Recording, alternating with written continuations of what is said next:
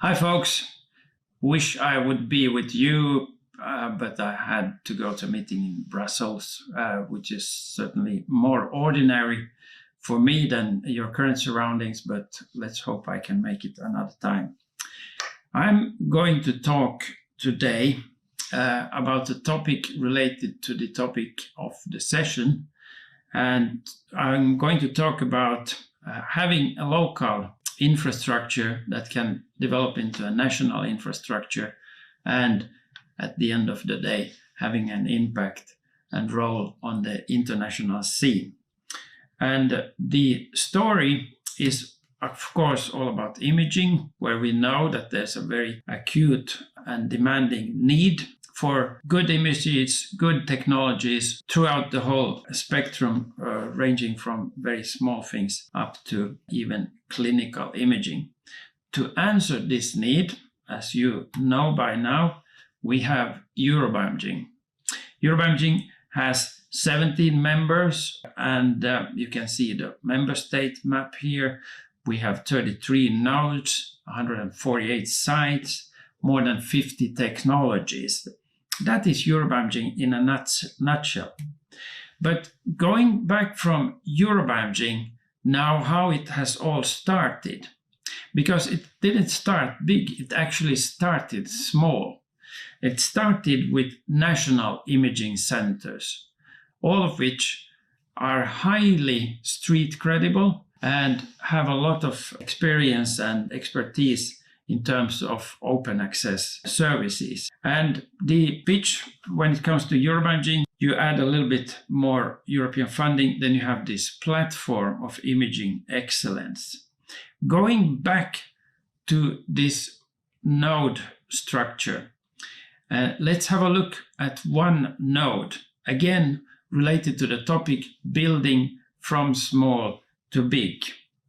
And the node that we're talking about is in my hometown, Turku. It's an old city, 800 years old. And one can say, thanks to the efforts of many people working with imaging, with lots of expertise in imaging, Turku has become the imaging capital in Finland. So Eurobiomaging headquarters are in Turku, in partnership with biological imaging, the hub in Heidelberg, and medical imaging hub in Torino. We have two multi-sited nodes that are coordinated from Turku, and one can say with big confidence that we have become a national and international influencer in imaging. And that's thanks to this organization.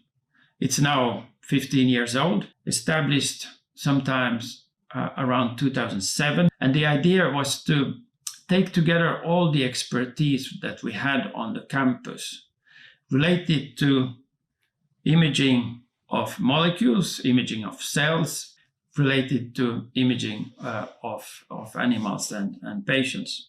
One can mention that we had several people, among them Stefan Hell, who has been working here during critical phases, and we have one of the biggest PET centers in Europe. Those combined form a nice sort of solid structure for the organization. Now, at the outset, we had only one coordinator, not much money. This was a branding tool.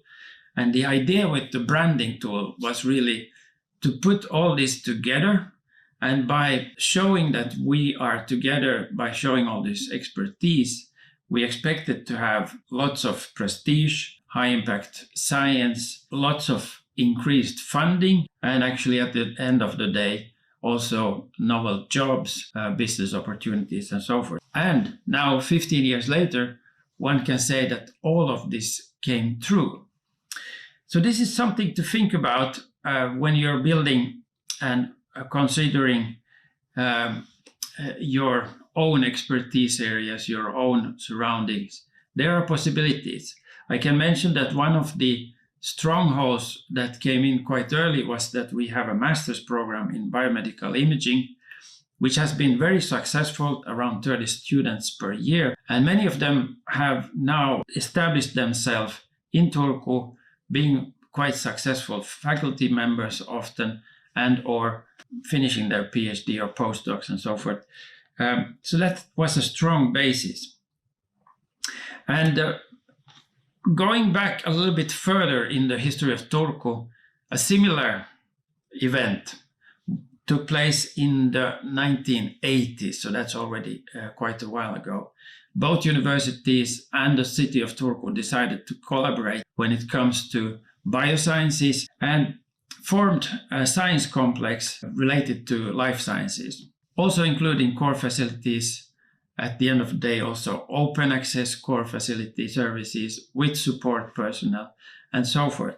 And cutting a long story very, very short, because we don't have much time for introductions, this has resulted in a very strong cluster of pharma, bioscience, biotech, and also molecular environmental sciences in Turku. And you can see lots of companies here.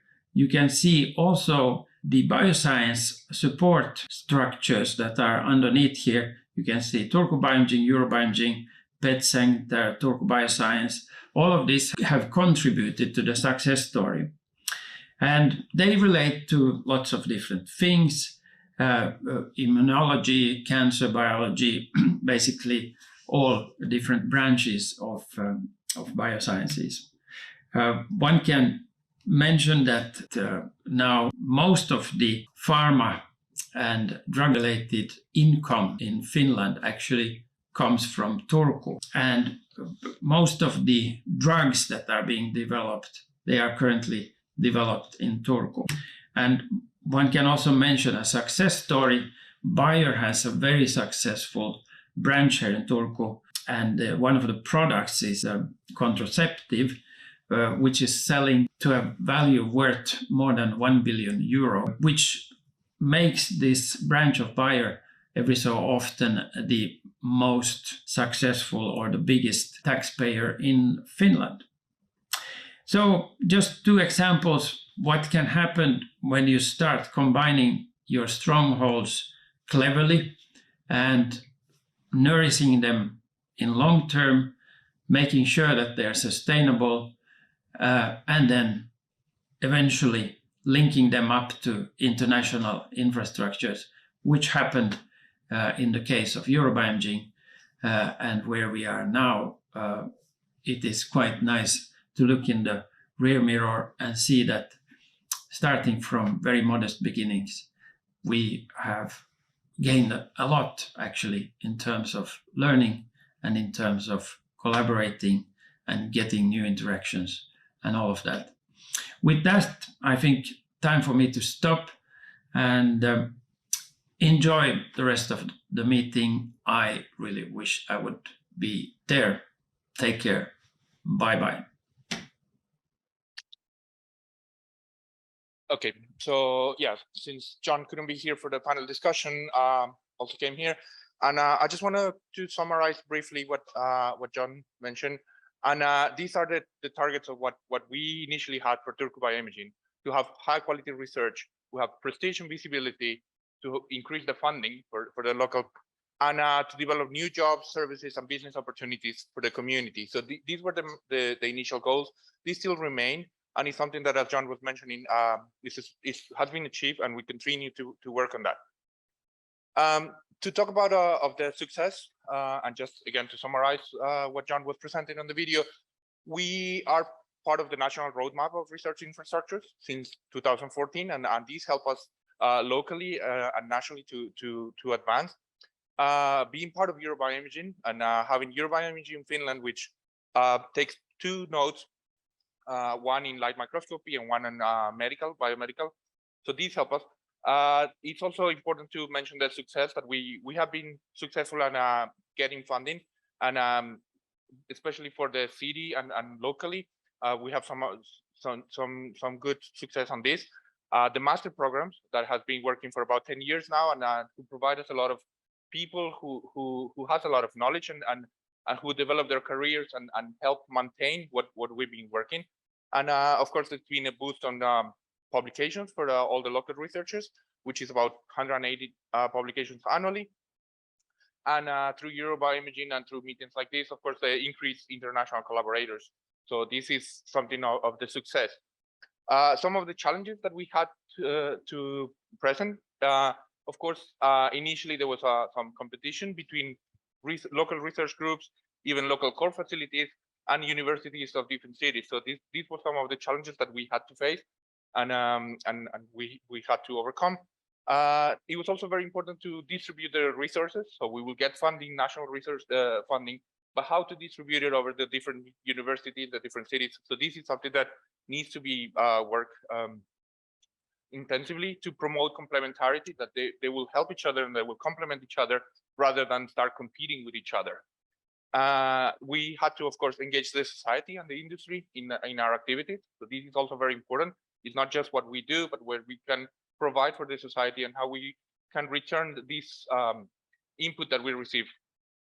And of course, constantly updating equipment, but also knowledge and the people that all of this continues to evolve and that we don't stay in one point.